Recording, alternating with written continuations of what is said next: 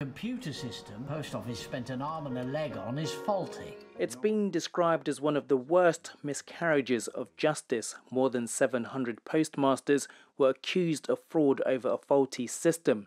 For decades, victims of the Post Office Horizon scandal have been fighting to have their wrongful convictions overturned. Less than 100 have been successful.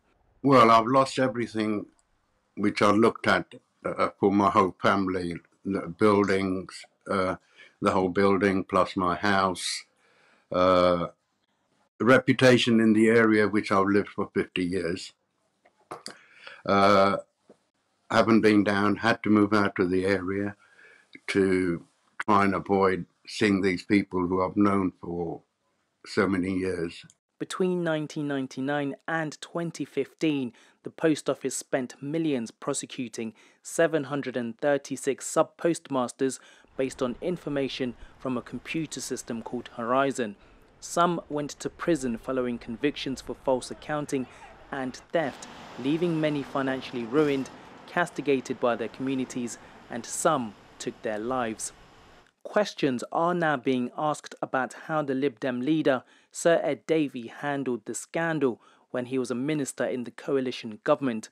Between 2010 and 2012, as the Postal Affairs Minister, Ed Davey was accused of refusing to meet Alan Bates, the sub-postmaster who campaigned to expose the scandal, which he denies. He says he was misled by the Post Office executives. I wish I'd known then what we all know now. The Post Office was lying on an industrial scale to me and other ministers. And when I met Alan Bates and listened to his concerns, I put those concerns to officials in my department, to the Post Office, to the National Federation of Postmasters. And it's clear they all were lying to me.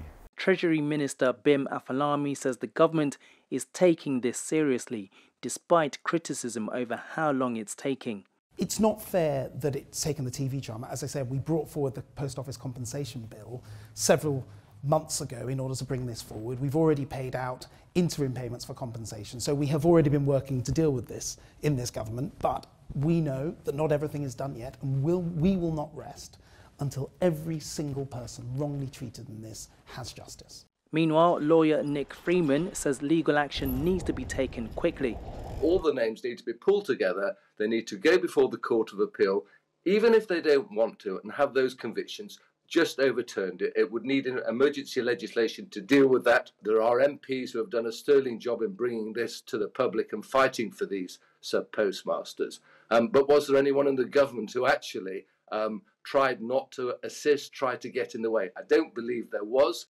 Despite the scandal having been public knowledge for some time, the ITV drama has thrust it back into the limelight as pressure mounts on politicians to be held accountable and accelerate the process to overturn the convictions of hundreds of postmasters. Theo Chikomba, GB News.